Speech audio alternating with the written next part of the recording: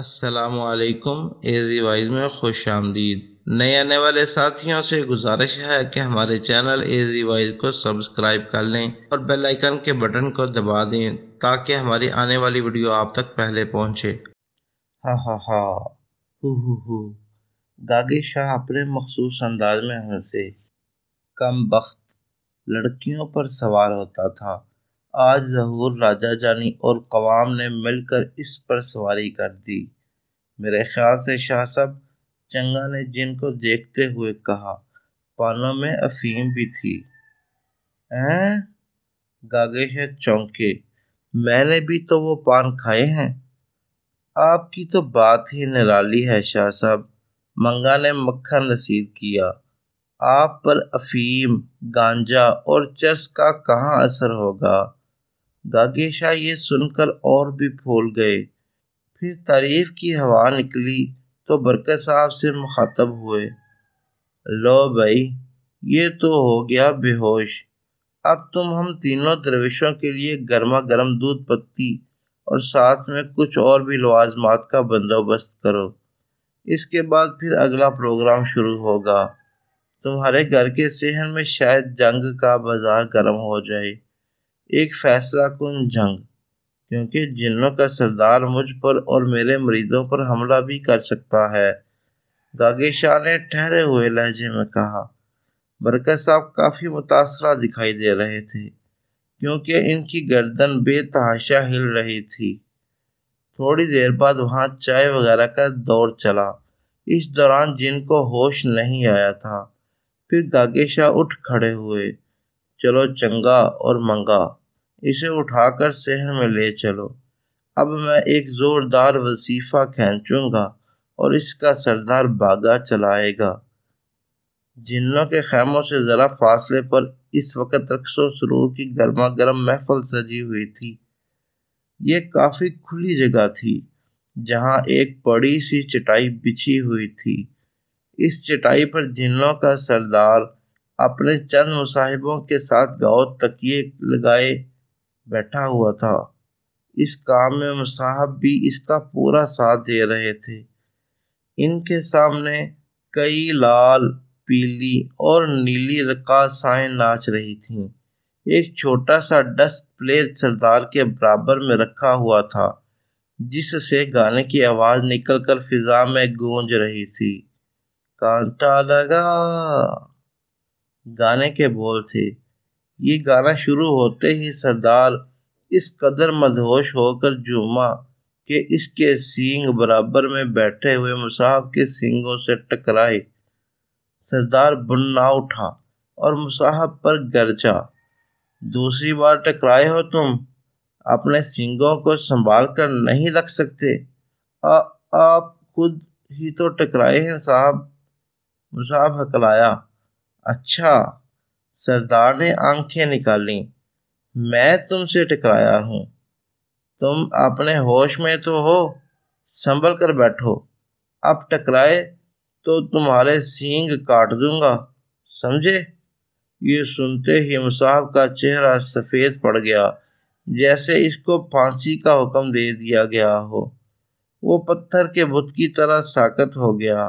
گانا بدستور چل رہا تھا۔ سردار دوبارہ جھومنے لگا۔ اب وہ مصاحب کافی محتاط تھا اور ذرا پیچھے بھی سرک گیا تھا۔ رقص جاری تھا۔ سردار خاص طور پر ایک رقاصہ کی طرف متوجہ تھا اور واقعی وہ دوسروں میں نمایاں دکھائی دے رہی تھی۔ اس نے لال رنگ کا لباس زیب تن کر رکھا تھا، نام بھی اس کا لاسنی تھا۔ وہ خود بھی کئی بار مسکرا کر سردار پر نظر التفات ڈال چکی تھی۔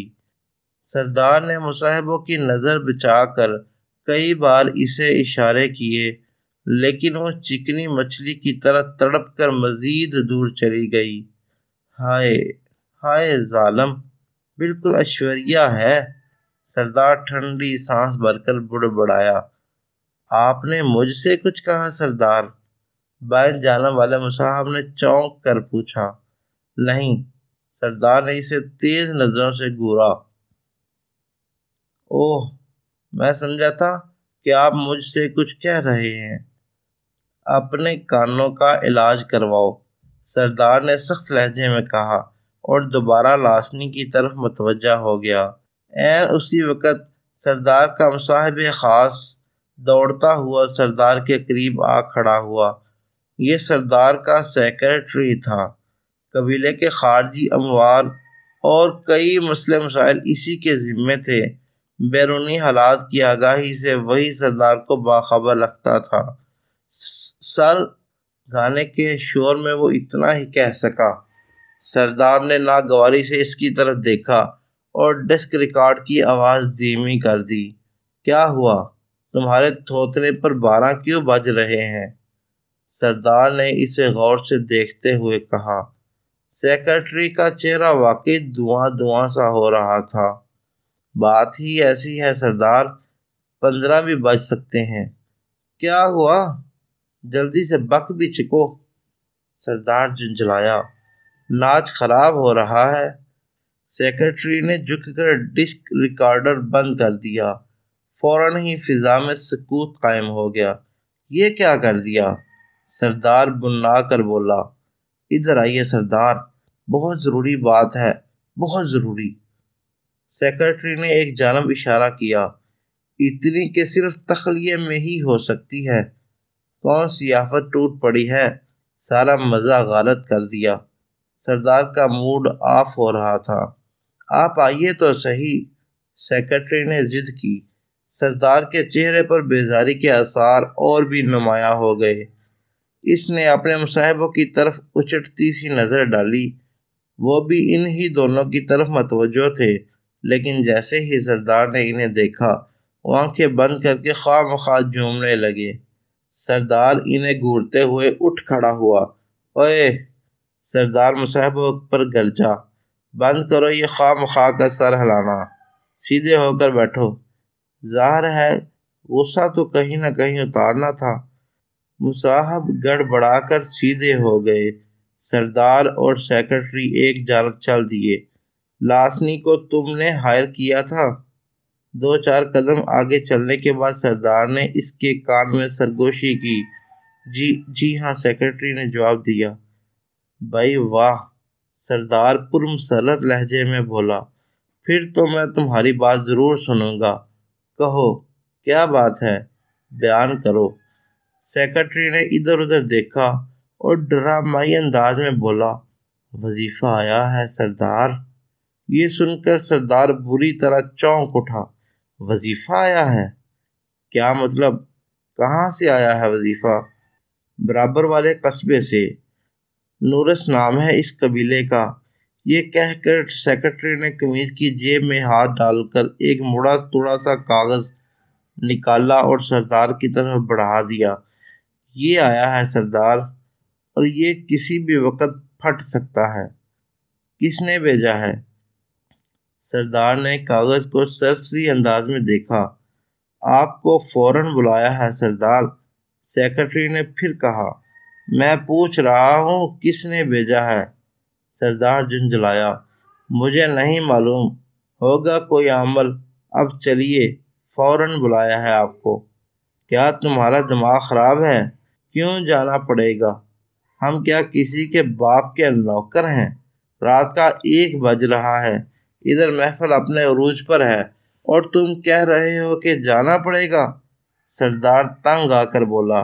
یہی تو آپ سمجھ نہیں رہے۔ سیکرٹری کے لہجے میں بیزاری تھی۔ میں فی الحال سمجھنا بھی نہیں چاہتا۔ سردار نے جیسے کان پر سے مکھی اڑا دی۔ اس وظیفے کو اپنے طور پر پھس کر دو، صبح دیکھیں گے۔ اوفو سردار، آپ خود ہی وظیفے کی آخری لائنیں پڑھیں۔ یہ کہہ کر اس نے سردار کے ہاتھ سے پرچہ لیا، اسے کھولا اور سردار کی آنکھوں کے قریب کر دیا۔ سردار نے پہلے تو بے دلی سے پرچے کو دیکھا اور پھر چونک اٹھا۔ لکھا تھا، یہ صرف ہلکا سا نمونہ ہے۔ اگر تم نہیں آئے تو وظیفہ سلیمانی روانہ کیا جائے گا اور تمہارا قبیلہ بک سے اڑ جائے گا۔ جلدی پہنچو۔ نیچے ایڈریس درج تھا۔ سردار آگ بگولا ہو گیا۔ اس کے نتنے پھولنے پچکنے لگے، پھر پھڑ پھڑانے لگے۔ سیکرٹری خاموشی سے اس کی بدلی ہوئی کیفیت دیکھ رہا تھا۔ کون ہے یہ بدتمیز؟ سردار گرجا۔ معلوم نہیں سردار، وہاں جا کر ہی پتہ چل سکتا ہے۔ سیکرٹری مسمسی صورت بنا کر بولا۔ چلنے کی تیاری کرو، اسے وہیں جا کر سبق سکھانا پڑے گا۔ کم بخت، وظیفہ سلیمانی کی بات کر رہا ہے۔ سردار بلائے ہوئے لہجے میں دانت پیس کر بولا۔ سیکرٹری نے جلدی سے سر ہلایا۔ سردار کے مصاحب اور قبیلہ کے تمام لوگ کھڑے ہوئے ان کی شکلیں تک رہے تھے۔ چچا تندوری کو کافی دیر بعد معلوم ہوا کہ برکت صاحب کی لڑکی پر پھر جن نے حملہ کر دیا ہے۔ وہ بھی جن کے درشن کرنے کے لیے گھر سے نکلے۔ ویسے تو چچی نے تنگ آ کر کہہ دیا تھا، اتنی رات گئے وہاں جا کر تم کیا کرو گے؟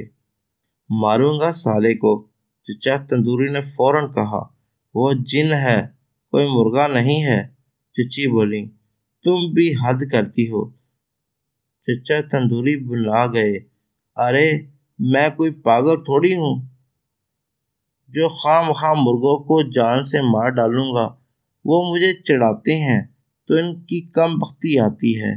وہ بانگ دینا چھوڑ دیں تمہارے لیے، وہ بانگ دینا چھوڑ دیں تمہارے لیے، چچی نے پلٹ کر جواب دیا۔ دیں، ضرور دیں، منہ تو نہ چڑھائیں۔ یہ کہہ کر چچا تندوری گھر سے نکل آئے۔ گلی میں اس وقت نیم تاریکی چھائی ہوئی تھی۔ چچا کی سال خوردہ چپل نے سکوت کو توڑ ڈالا۔ وہ تھوڑی دور آگے گئے ہوں گے کہ ایک موٹا تازہ کتا کہیں سے نکل کر سامنے آ کھڑا ہوا۔ ابے کہاں تھا تو؟ چچا تندوری کے چہرے پر خوشی کے آثار نمایاں ہو گئے۔ بڑے دن بعد نظر آیا ہے۔ ہیں؟ کتا فوراً ہی دم ہلانے لگا۔ وہ بھی انہیں پہچان چکا تھا۔ چچا تندوری نے اسے چمکارا اور پھر آگے بڑھ گئے۔ جیسے ہی وہ گلی کے کونے پر پہنچے، قریب سے کسی مرغے کی بانگ کی فضا گونجی۔ چچا تندوری کے اٹھتے قدم رک گئے، آنکھوں سے غصہ نمودار ہوا اور پورے جسم پر پھیل گیا۔ ان پر جیسے رشا طاری ہو گیا تھا۔ اس آواز کو سن کر ایک آگ سی بھڑکتی تھی جو تلوے سے شروع ہو کر سر پر پہنچتی تھی۔ انہوں نے تیش کے عالم میں ادھر ادھر دیکھا۔ گل بانو یہی سمجھ رہی تھی کہ ماہ پارا سو چکی ہے، ورنہ حقیقت یہ تھی کہ ماہ پارا اس وقت اپنے کمرے کی لائٹ آف کر کے کمرے کے اندر ہی بے چینی سے ٹہل رہی تھی۔ بات دراصل یہ تھی کہ وہ عشق زدہ ہو چکی تھی۔ پہلی ہی نظر میں اسے جن سے محبت ہو گئی تھی۔ دل ہی تو ہے، یہ تو کسی پر بھی آ سکتا ہے۔ جن کے سر پر سینگ تھے تو کیا ہوا؟ ابھی تھوڑی دیر پہلے وہ بستر پر لیٹ کر تصور ہی تصور میں جن کے ساتھ ایک ڈویٹ گانا بھی گا چکی تھی۔ پھر جب بے چینی بڑھی تو وہ اٹھ کر ٹہلنے لگی۔ کتنا خوبصورت تھا وہ، ماہ پارا نے سوچا۔ کڑیل جوان، مضبوط جسم، چوڑے چکے سینے والا، جنیانہ وجاہت کا پیکر۔ ماہ پارا اس کے خیالوں میں ڈوب گئی۔ جن اسے خوابوں کا شہزادہ معلوم ہونے لگا۔ اس میں کسی چیز کی کمی نہ دکھائی دی، پروں اور سینگوں کا اضافہ ہی تھا۔ ماہ پارا نے اسی وقت فیصلہ کیا کہ اگر جن اسے مل گیا تو پہلی فرصت میں وہ اس کے پر جڑوائے گی اور سینگوں کو کٹوائے گی۔ کیا وہ میرا ہو سکے گا؟ یہ سوال پریشان کن تھا، لیکن کمرے میں اندھیرے کے باوجود ماہ پارا کے دل کے اسبات میں جواب دیا، اور خواہشوں کے کئی جگنو کمرے کی تاریکی کو روشنی سے منور کر گئے۔ ایک بار پھر جن کو دیکھنے کی تمنا دل میں جاگی۔ وہ تڑک کر کمرے سے نکل آئی۔ گل بانو باورچی خانے میں برتن سمیٹ رہی تھی۔ ماہ پارا آگے بڑھ گئی۔ سامنے ہی صحن تھا جہاں برکت صاحب وغیرہ کے ساتھ اسے جن بھی دکھائی دیا، لیکن وہ اس وقت جس صورتحال سے دوچار تھا وہ ماہ پارا کے لیے تکلیف دہ تھی۔ صحن میں نیم کا گنا اور اونچا درخت لگا ہوا تھا، اسی کے موٹے تنے سے جن کو باندھا گیا تھا، اور وہ اس وقت بھی بے ہوش تھا۔ ماں پارا کے دل کو دھکا سا لگا۔ اس کے محبوب کی یہ اوقات کہ اسے بکروں اور دمبوں کی طرح رسی میں جکڑ دیا گیا ہو۔ اف! مانا کہ اس کے سر پر سینگ تھے، لیکن اس طرح جانوروں والا سلوک تو اس کے ساتھ نہ ہونا چاہیے تھا۔ وہ دل مسوس کر کے رہ گئی، کسی سے کیا کہتی۔ چاروں نامراسی ہو کر اپنے کمرے میں لوٹ آئی۔ صحن میں دری بچھا دی گئی تھی جس پر سب سے نمایاں تھے گاگے شاہ۔ ان کے عقب میں دونوں مرید خاص موجود تھے۔ ایک طرف برکت صاحب بھی بیٹھے ہوئے تھے جن کو رسی کے ذریعے نیم کے درخت سے باندھ دیا گیا تھا۔ وہ اب بھی بے ہوش تھا۔ گاگے شاہ وظیفے کا اسٹارٹ لینے والے تھے۔ ادھر برکت صاحب یہ ظاہر تو مطمئن تھے، لیکن اندرون خانہ ان کی حالت کافی پتلی تھی۔ ان کے ذہن پر کئی سوالوں اور اندیشوں نے یلغار کر رکھی تھی۔ وہ سوچ رہے تھے کہ اگر جنوں کی پوری فوج آ گئی تو، اگر جن انڈر ورلڈ سے متعلق ہوئے تو، اگر انہوں نے مارا مار کر ہم لوگوں کو دمبا بنا دیا تو، اتنی رات گئے کوئی مرہم پٹی بھی کرنے والا نہ ملا تو۔ یہی سب کچھ سوچ سوچ کر وہ پہلو بدلتے اور اپنی ٹانگیں ہلانے لگتے۔ یہ بھی ہو سکتا تھا کہ ان کی ٹانگیں خوف کے مارے خود ہی کانپ رہی ہوں۔ ویسے وہ اپنے چہرے کے تاثرات ظاہر کر رہے تھے کہ اس صورتحال سے کافی محظوظ ہو رہے ہیں۔ گاگے شاہ کے قریب چھوٹی سی انگیٹھی میں آگ جل رہی تھی۔ وہ ہونٹوں ہی ہونٹوں میں کچھ پڑھ رہے تھے۔ پھر انہوں نے جیب سے ایک کاغذ کا پرزہ نکالا، اس پر پھونک ماری اور کاغذ کو آگ میں جھونک دیا۔ پھر ہاتھ جاڑ کر بولے، لو بھائی، میں نے بکاف کے سردار کو حاضر ہونے کا حکم دے دیا ہے۔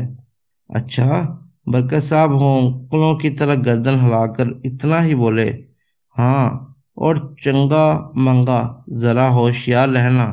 اچھا ٹھیک ہے شاہ صاحب، ہم ہوشیار ہیں، دونوں بیک وقت بولے اور مزید اکڑ کر بیٹھ گئے۔ اسی وقت جن یعنی بکاف کو ہوش آ گیا۔ وہ آنکھیں ملتا ہوا چاروں طرف دیکھنے لگا۔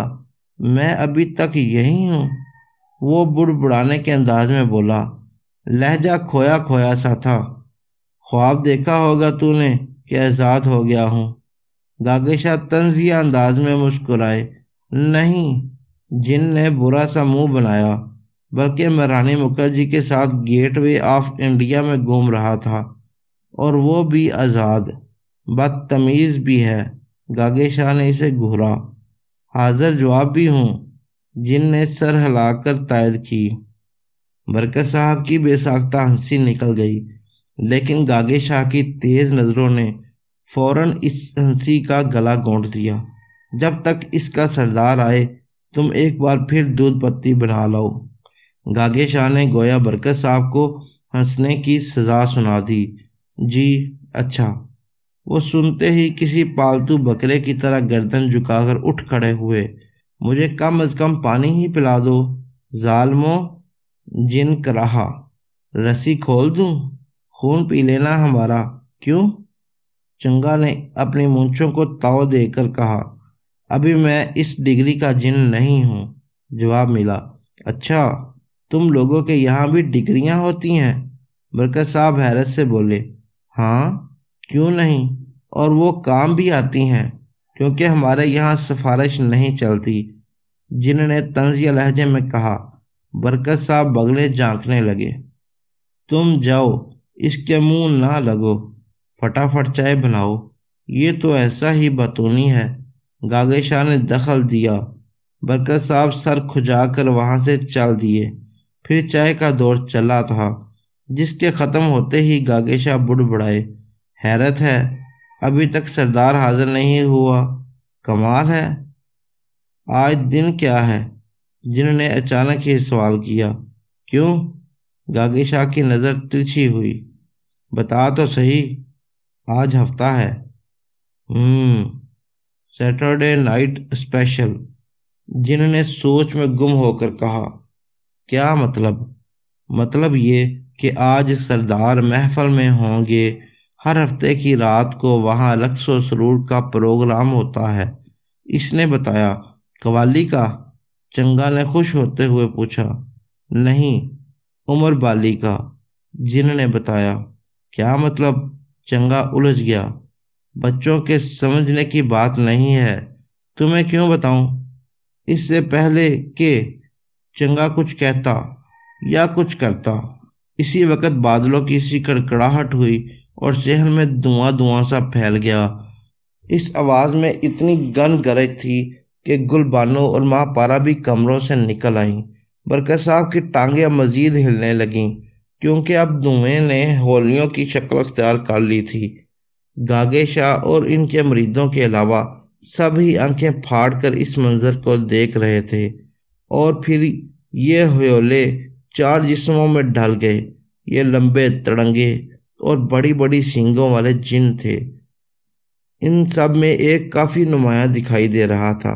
یہ سردار تھا، جو اپنے سیکرٹری اور مصاحبوں کے ساتھ نازل ہوا تھا۔ وہ بڑی خونخوار نظروں سے گاگے شاہ وغیرہ کی طرف دیکھ رہے تھے، انداز میں جارحانہ تھا۔ کون ہے وہ گستاخ جس نے اتنی رات گئے ہمیں للکارا ہے؟ سردار کی دھماکے دار آواز صحن میں گونجی۔ گاگے شاہ فوراً ہی تن کر کھڑے ہوئے۔ ان کے گرگوں نے بھی فوراً ان کی تقلید کی۔ میں نے تمہیں بلایا ہے، گاگے نے رعب دار آواز میں کہا۔ تم سردار ہو نا؟ وہ ذرا بھی مرغوب دکھائی نہیں دے رہے تھے۔ لگ ہی نہیں رہا تھا کہ وہ جنوں کے سردار سے مخاطب ہیں۔ ہاں، ہم ہی سردار ہیں۔ اور تم؟ سردار بولتے بولتے رک گیا۔ وہ غور سے گاگے شاہ کو دیکھ رہا تھا۔ دفعتاً اس کی آنکھوں میں چمک سی نمودار ہوئی۔ تم کچھ جانے پہچانے سے معلوم ہو رہے ہو، تو پھر پہچانو کہ میں کون ہوں۔ گاگے شاہ کی مسکراہٹ عجیب سی تھی۔ سردار غور کرتا رہا، پھر وہ چونکا۔ اوہ اوہ، گاگے شاہ حلوائی، ہمارے مہربان، ہمارے دوست، یہ تم ہی ہو نا؟ بالکل ٹھیک پہچانا۔ گاگے شاہ بھرپور انداز سے مسکرائے اور بڑی شان سے برکت صاحب کی طرف دیکھا، جو منہ کھولے ہوئے ان دونوں کی گفتگو سن رہے تھے۔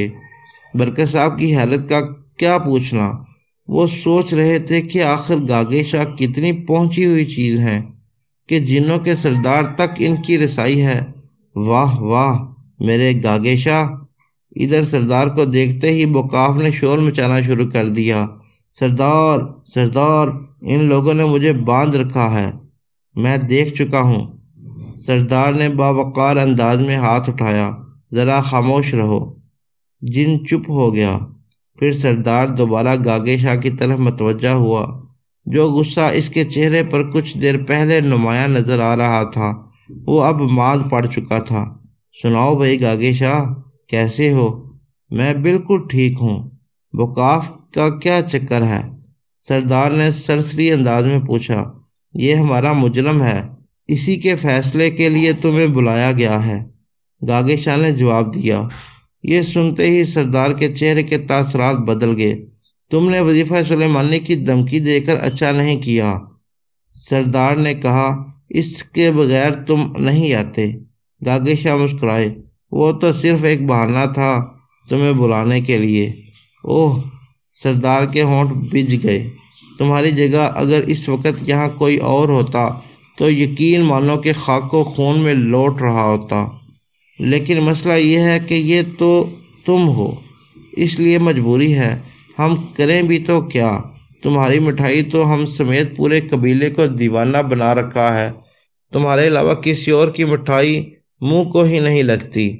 سردار نے پہلے دھمکی آویز اور پھر تعریفی جملوں سے نوازا۔ کئی قبیلوں میں جاتی ہے میری مٹھائی، گاگے شاہ نے فخریہ لہجے میں کہا۔ دور دور سے تمہاری قوم کے لوگ میرے پاس آتے ہیں، میں تو نہیں کھاتا مٹھائی، وقاف نے منہ بناتے ہوئے دخل دیا۔ تمہارے تو ڈنگ ہی نرالے ہیں، گاگے شاہ کے لہجے میں کاٹ تھی۔ آتے ہوں گے، دور دور سے لوگ ضرور آتے ہوں گے، سردار نے ان دونوں کی طرف دھیان دیے بغیر سر ہلا کر کہا۔ ایسی مٹھائی اور ملے گی بھی کہاں؟ ادھر یہ گفتگو ہی ہو رہی تھی۔ ادھر گھر کے مکین حیران و پریشان تھے۔ برکت صاحب کا خیال تھا کہ سردار کے نمودار ہوتے ہی وہ ہنگامہ برپا ہوگا کہ خدا کی پناہ، لیکن اس وقت صورتحال ان کی سوچ سے قطعی برعکس تھی۔ انہیں اچھی طرح معلوم تھا کہ جن حضرات مٹھائی کے بہت شوقین ہوتے ہیں، لیکن اب ایسا بھی کیا کہ مٹھائی کی اتنی اہمیت تھی کہ سردار کا غصہ اور جاہ و جلال ہی اڑن چھو ہو گیا۔